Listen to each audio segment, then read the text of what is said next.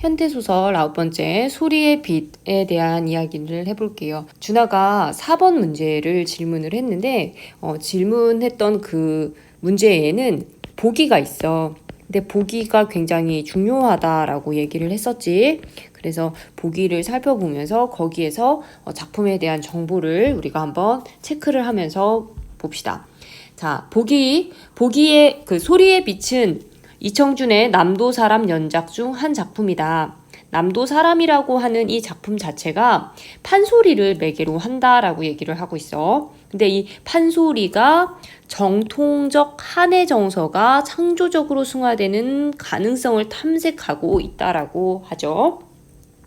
주제가 그렇다면 전통적인 한의 정서를 담고 있고 이걸 판소리로 승화했다. 그러니까 긍정적으로 무언가를 만들어 나갔다라고 하는 그런 주제를 담고 있는 작품이야. 두 번째 줄에 보면 한의 정서는 비극적 사건을 통해 끌려 나옵니다. 그런데 그리고 그 사건은 인물의 복수를 생각하면 원한이 되고 용서를 하면 한으로 승화된대. 그러면 이 작품 자체가 전통적 한의 정서로 승화됐다라고 했으니까 여기는 복수는 없구나, 용서만이 있구나 라고 생각을 할 수 있겠지. 이때 판소리는 인물의 감정을 한으로 승화하는 매개로 작용한다. 계속 같은 말하고 있고요. 판소리 사설은 대체로 서민들의 애환을 담고 있고, 그렇다면 서민들의 애환이 있구나. 그 다음에 이를 부르고 듣는 행위를 통해 그 아픔은 위로가 되고 치유가 된다. 다시 말해 판소리를 매개로 한 연희의 참가자라고 하는 건 그 무대의 참가자, 공연의 참가자, 이렇게 생각하면 돼. 즉 창자와 고수, 창자라고 하는 건 노래를 부르는 사람, 판소리 창자, 고수, 북치는 사람, 그 다음에 관객들의 호응까지 함께 응어리진 정서를 풀어내고 한의 예술적 승화를 이루어내는 것이다 라고 얘기를 하네요. 근데 이 작품 자체가 어떤 얘기를 담고 있냐면 여자는 주인공이고요. 그래서 어떤 사내가 있지? 이 사내가 누군지는 나중에 밝혀져요. 네, 아마 어렸을 때 도망갔던 오라비라고 보면 돼. 그런데 이 여자는 특징이 있는데 눈이 멀었어. 눈이 보이지 않아. 그런데 이 눈이 먼 이유가 앞부분에 본문에 나와 있었어. 뭐라고 되어 있냐면 준하가 지금 디귿하고, 그러니까 4번에 3번 선택지와 4번 선택지를 잘 모르겠다라고 얘기를 했는데 그 내용을 살펴보면 여자가 눈이 먼 이유는 아버지가 그녀에게 그 눈을 멀게끔 하는 청강수, 뭔가 독약인가 봐. 그걸 그 딸의 눈에다가 넣어버린 거야.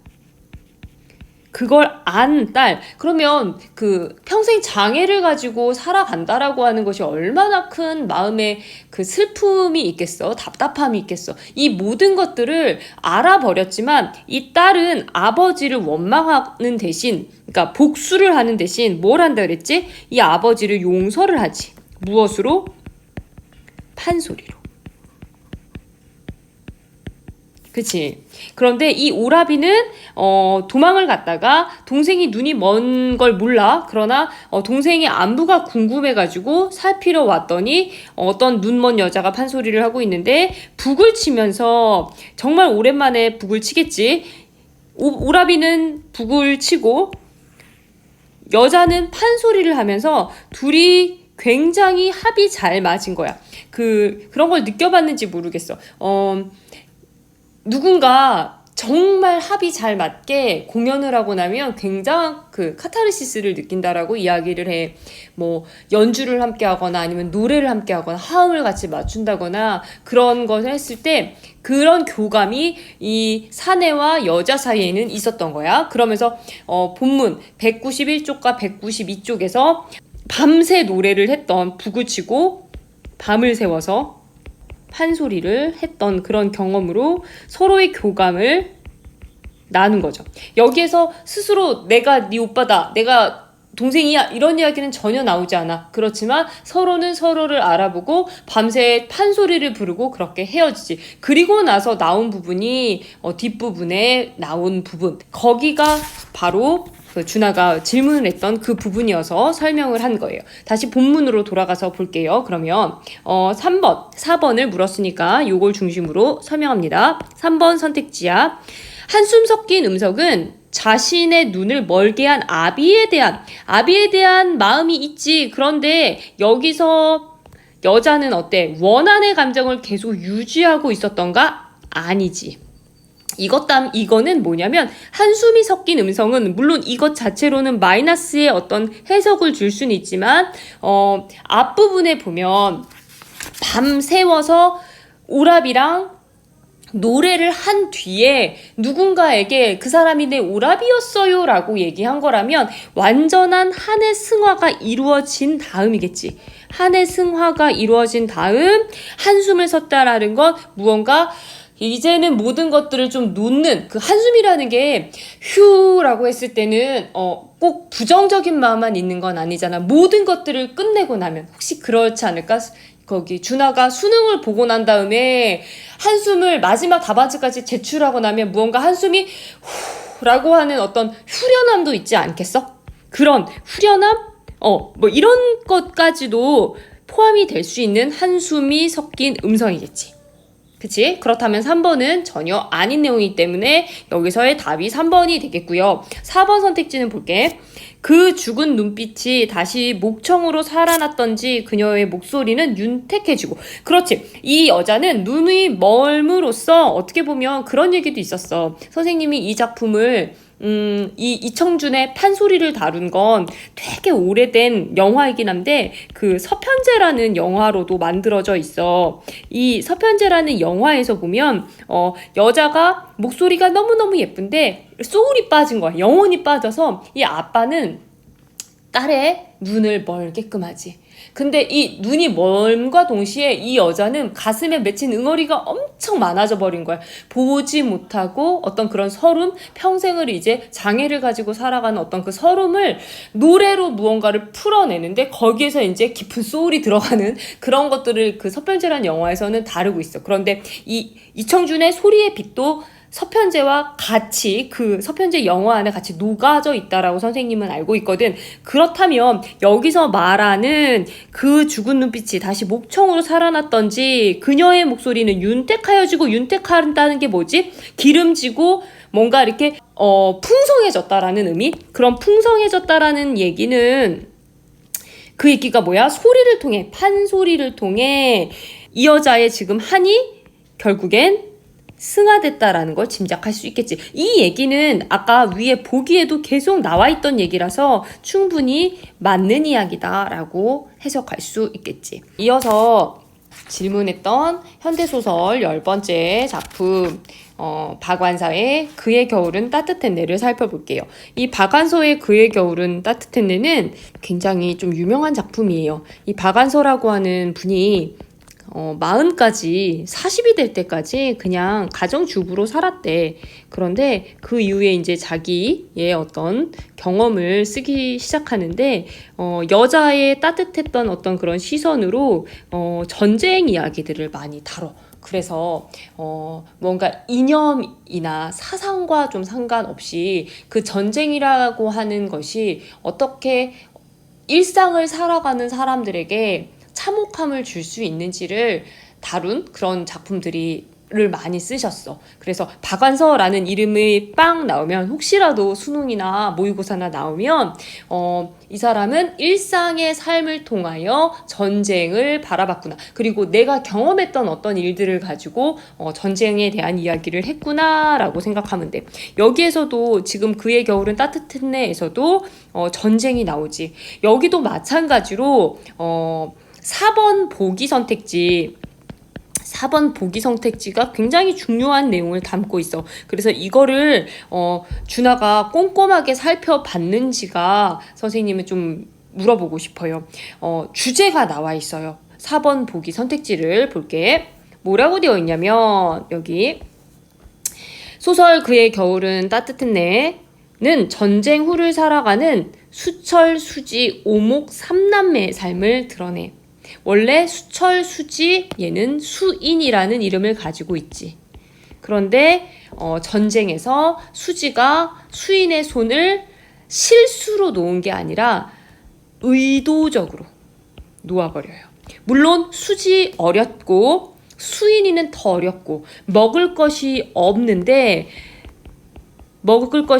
수인이가 너무 먹을 것을 밝히니까 그게 어린 마음의 수지가 감당하기가 힘들었던 거야. 그래서 일부러 무언가 자기가 좋아했던 어떤 인형을 수인에게 주면서 그 손을 놓아버리고 일부러 잃어버립니다. 어찌됐든 간에 이렇게 수인을 잃어버리고 나서 이 전쟁이라는 게 개인의 삶에 어떻게 그늘을 들이게 되는지, 부정적인 영향을 미치게 되는지를 보여주는데, 그게 1960년에서 70년의 서울, 이 서울이라고 하는 1960년 70년의 서울이라고 하는 건 산업화로 인하여 굉장히 사람들이 일 중독, 그 다음에 돈 중독, 요런 것들에 빠져있던 어떤 그런 시기야. 요런 시기는 우리 배경 지식으로 가지고 있으면 좋겠지. 이때 파괴된 도시가 복구되고 산업이 발전해. 이거는 그래 긍정적인 면이지만 그러나 안정과 풍요를 추구하는 중산층 소시민들이 이 당시에 많이 생기는 거지. 돈, 일상 이런 것들이 회복이 되면서 남아있는 전쟁의 상처는 분명히 남아있는데 이 사람들은 그거는 보지 않아. 이런 것들은 살피지 않고 이 사람들이 추구하는 것은 뭐냐? 자신의 안위 유지, 자신의 편안함이나 출세만을 위한 경쟁에 몰두해 가고 있었다는 거야. 그렇다면 작가 박완서는 무엇을 비판하고 싶었을까? 바로 이건 거지. 전쟁의 상처가 우리 사회에는 분명히 만연해 있음에도 불구하고 그것들은 보지 않고 자기의 앞만 생각하는 굉장히 개인주의적이고 더 나아가서 인정이 없어지고 그런 세태를 비판하고 싶었던 거야. 그런데 여기 이 등장인물 속에서는 누구냐? 유산을 받아서 부유하게 된 누구야? 오빠 수철이. 근데 오목을 찾잖아요. 이 오목을 찾음에도 불구하고 어때? 받아들이기를 거부해. 왜? 고하니까 자기의 내가 굉장히 사회적으로 위신이 있고 출세했던 어떤 그런 모습으로 살아가고 있는데 갑자기 고아라고 하면 어떤 동생이지? 고아? 부모가 없기 때문에 고생을 많이 한단 말이야. 고생을 많이 했다라는 건 그 당시에 고생을 많이 했다라는 건 학업이나 공부를 하지 못했어. 그렇다면 학업이나 공부를 하지 못했다라는 건 다시 말하면 뭐야? 아는 것이 없는 것. 아는 것이 없는 게 무식이잖아. 무식하다. 그 무식하고 돈 없는 이 동생을 찾았단 말이야. 그런데도 찾았음에도 불구하고 너 내 동생이야 라고 그 동생을 챙기는 게 아니라 그 동생을 그냥 바라보고 멀리서 그냥 도의적인 책임을 하는 어떤 돈을 몇 푼 고아원에 보내고 뭐 이런 모습으로 수철이는 이야기를 한다고. 그 얘기가 나와 있어요. 뭐라고 되어 있냐면 이런 위선적인 모습을 통해 소시민 가족 공동체 이면에 존재하는 배타성과 이기주의, 도덕적 몰락을 고발하고 있다라는 거야. 여기서 모르는 단어 있을까? 배타성. 나와 같지 않은 것은 배척해버리는, 같이 흡수, 융화되지 못하고 배제시켜버리는 걸 배타성이라고 얘기를 하고요. 이기주의는 알 거고 도덕적 몰락도 알 거야. 이걸 고발하고 싶었대. 이게 바로 작가가 하고 싶었던 주제였던 거죠. 주제. 그렇다면 여기서 왜 수철이가 그럼 답 나왔겠지? 수철이가 왜 수인이를, 오목이를 찾았음에도 불구하고 오목이를 동생으로 얘기를 하지 못했는가? 아까 얘기했지?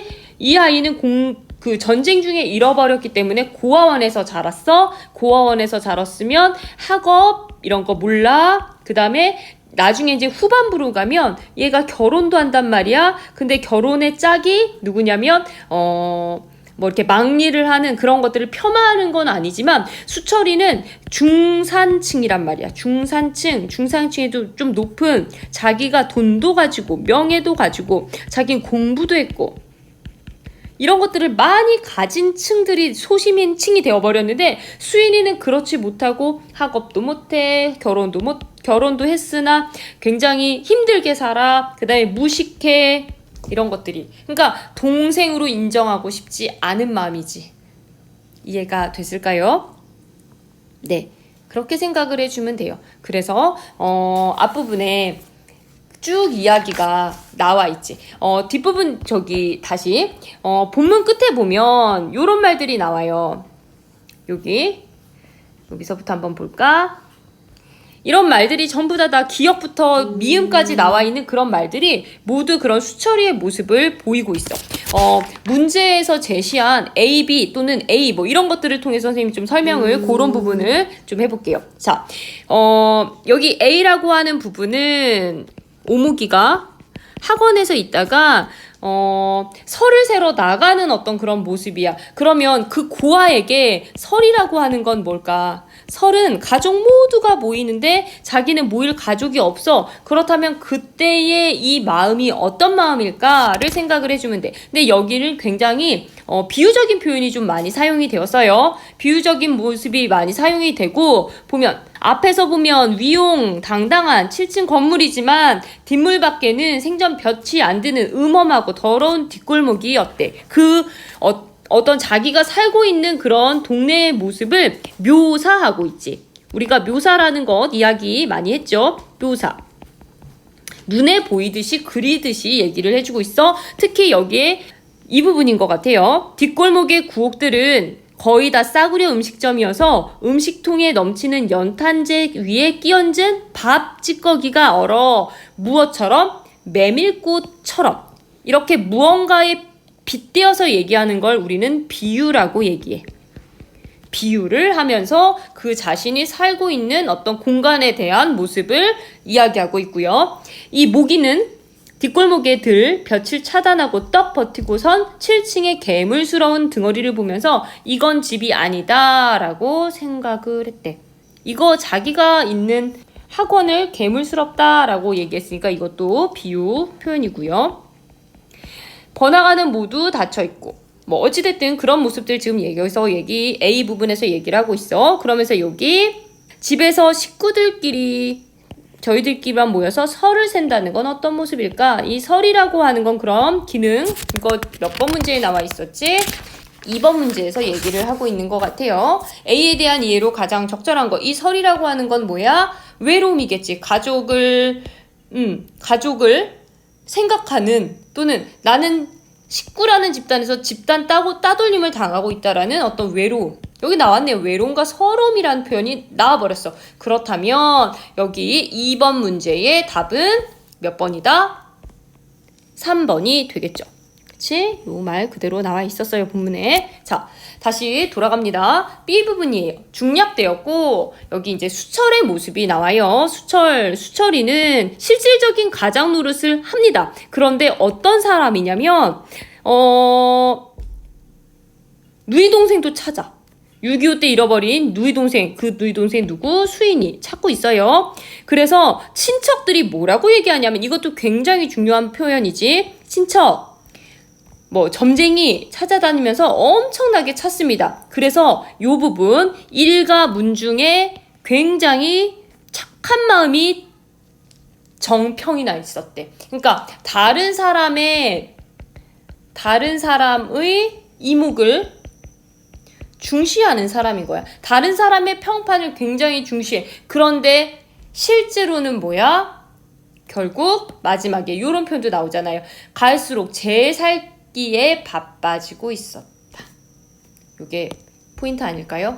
평판은 받고 싶어. 그러나 또 실제 수인이를 찾았을 때는 자기는 지금 어떤 부와 명예를 가지고 있는데 굉장히 무식한 동생, 이렇게 못 배운 동생이 내 동생이라고 하는 것들을 싫고 받아들이고 싶지 않은 그런 이면적인 모습 보이고 있지. 자, 계속 기억부터 다시 한번 볼게요. 여기 요렇게 기억이 있을 땐 앞부분, 뒷부분 다 파악을 해야 돼. 그걸 우리가 문맥적 상황이라고 얘기해요. 문맥 상황을 살펴봅시다. 앞부분 볼게요. 수인이가 오목이라는 이름으로 살아있음을 당장 알아보았음에도 불구하고 그는 즉시 수인에게로 달려가지 못했다. 왜요? 달려갈 생각보다 자기 말고 또 누가 수인을 알아볼까? 그것보다 두려웠다. 그렇다면 수인을 찾고 싶은 마음이 있다 없다? 수인 찾고 싶은 마음 없다. 이걸 우리는 뭐라 그래? 이걸 내면이라고 하지. 인물의 내면. 내면에는 요런 마음을 가지고 있어. 니은 갑니다. 여기 오직 자기만이 오목의 정체를 알고 있다는데 그런 자신이 생길수록 아무도 오목을 못 알아봤어 라고 했더니 뭐래? 그는 오목이를 찾아 나서길 망설이게 됐다. 지금 같은 맥락이에요. 수인이 찾고 싶지 않아요. 디귿. 근데 처음에는 너무 놀랐대. 스스로가 이런 생각을 하는 게 너무너무 놀랐어. 처음엔. 그런데 어떻게 뒤로 가면 갈수록 어때? 어떻게 그런 생각까지 할 수 있을까? 참으로 망측한 심보였고 그런 자신이 정이 떨어져서라도 어떤 변명을 마련하지 않으면 안 되었다. 처음에는 무언가 양심적 가책이 있어. 그런데 이 뒤 보라고요. 이 뒤에서 뭐라 그래? 자기가 얻어낸 변명이래. 누이 동생이 몸담고 있을 곳이 하필 고아원. 고아원에 진저리를 치는 오빠. 근데 고아잖아. 고아가 고아원이 아닌 어디에 있어야 한단 말일까? 그렇다면 이 수철이는 지금도 여전히 동생을 부끄러워하고 있다. 동생이 고아라는 사실. 고아가 고아에 있어야 되지만 실제로 고아가 됐을 때 너는 내 동생이 아니야 라고 하는 어떤 이면적인 모습 보이고 있고요. 넘어갈게. 리을. 그는 자신의 억지에 실소했지만 웃었어. 이 웃음은요 비웃음이에요. 내가 자기의 그런 어떤 모습을 알아. 난 뭐하는 녀석이야 픽 하지만 바꿀 의지 없어요. 그 억지를 철회하지 못했다. 그대로 갑니다. 왜냐? 그 뒤에 부분 읽어보세요. 그러면 수철이에 대해서 알 수 있어요. 그는 이미 결혼해서 아름다운 아내와 귀여운 자식을 두고 있어. 이미 자기의 가정 꾸리고 있어. 소중해. 그 다음에 하나 남은 누이 동생 수지. 그 수지도 어때? 부럽지 않게 호강시켜내며 곱게 기르고 있어. 이 동생도 굉장히 결혼을 잘해서 잘 살아집니다. 그러니까 자기랑 수준이 맞는 동생이겠지. 동생 하나 잘 건사했어. 그는 좋은 집안에서 고생 모르고 자라. 그에게 시집와서 그의 자녀를 아내를 사랑했대. 그러면 이 아내도 어떤 사람이야? 자기한테 와준 고마운 사람. 이 부분 여기서도 아내는 수준 있는 여자야. 배운 여자. 배운 집. 시집 온 여자. 그래서 너무 사랑해서 누이 동생이 하나 달린 것만으로도 이 수준 맞는 동생이 있는 것도 미안해. 그런데 하나를 더 끌어들여 그것도 고아원 수준 안 맞는 그건 차마 못할 일이었다. 여기에 나와 있었어요. 수철이가 오목이 수인이를 동생으로 받아들일 수 없는 마음 여기 마지막 부분에 있었습니다. 자, 문제를 한번 다시 다 해결을 해볼게. A와 B에 대한 설명으로 적합하지 않은 것 그래서 1번 선택지 A와 B는 모두 타인을 의식하는 특정 인물의 모습을 드러내고 있다. 어때요? A에는 오목이 타인의 마음을 두고 뭐 비웃는다 뭐 이런 표현들이 있었던 것 같아. 그치? 그리고 B에서도 수철이가 수인이나 오목이를 기억하는 친척이 있을까라는 모습으로 타인을 의식하는 모습들이 드러납니다. 그런데 3번을 한번 볼까요? 3번 A는 비유를 통해 인물의 성품을 드러내고 있고 비유를 통해서 자기가 살고 있는 어떤 공간에 대한 요거는 맞아. 비유를 통했다라는 건 맞지만 성품을 드러낸다? 수인이 오목이의 성품 아닌 것 같은데요. 오목의 성품은 아니고 공간에 대한 어떤 모습을 드러내고 있다면 B는 과장 표현을 통해 인물의 지위를 드러내는가? 이건 아예 있지 않죠. 그래서 답은 1번에 3번이 되겠습니다. 2번 문제 풀었고요. 3번 문제 갈게요. 기억 미음에 대한 설명으로 가장 적절한 것은 그랬어.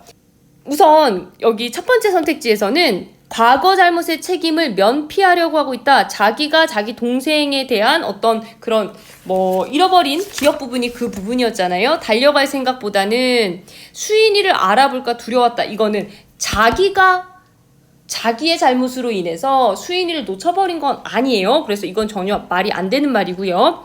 니은 선택지. 자기만이 오목의 정체를 알고 있다는데 자신이 생길수록 오목이를 찾아 나서기를 망설인다 그랬잖아. 이거는 동생 찾기를 포기함으로써 자신을 괴롭힌 죄책감을 더는 것, 이것도 전혀 아닌 말이고요. 3번 선택지. 어떻게 그런 생각까지 할 수 있을까? 참으로 망측한 심보. 이건 스스로 그렇게 생각해. 성찰을 해. 생각한다라는 건 반성하는 거니까 성찰해. 하지만 이거 깨닫고 성장하려는 모습 전혀 아니고요. 그대로 유지한다 그랬잖아요. 네, 바꿀 마음 없고요. 4번 선택지. 그는 자신의 억지에 실수했지만 자신의 잘못을 개선한 의지는 없으면서도 자신의 잘못에 대해 자조하는 모습, 스스로 비웃는 모습 있지요. 답은 4번이 되겠네요. 5번 선택지. 누이 동생 하나 달린 것만으로도 속으로 미안한데 자기 와이프 부인한테 하나를 더 끌어들이는 고아 동생을 끌어들이는 거 싫다. 이거 자신의 신념을 양보하고 타협한다고요? 전혀 아닌 말이 되겠습니다. 그래서 3번의 답은 4번 되겠어요. 자, 4번 선택지 갈게요. 보기는 아까 읽었고 내용을 한번 볼게요. 1번 선택지 갑니다. 실상은 위선적 인물인 수철의 선행으로 일가 문중에 정평이 나 있을 정도로 친척들에게 잘못 알려졌던 것은 전쟁이 개인의 삶에 들이운 그늘? 그러니까 전쟁이라기보다는 위선적 인물이라는 요 부분인 것 같아요. 위선적 인물. 앞과 뒤가 다른 그걸 우리가 위선이라고 하잖아요. 그래서 앞은 그러니까 겉모습은 굉장히 동생을 찾는 좋은 오빠가 되고 싶지만 실제로 동생을 찾았을 때 동생이 고아원에서 못 배우고 자랐기 때문에 찾았지만 내 동생으로 삼고 싶지 않은 모습은 전쟁의 그늘이라기보다는 위선적인 모습이겠죠. 그래서 답은 1번 되겠습니다. 나머지는 왜 틀렸는지 오답을 한번 체크를 해볼까요?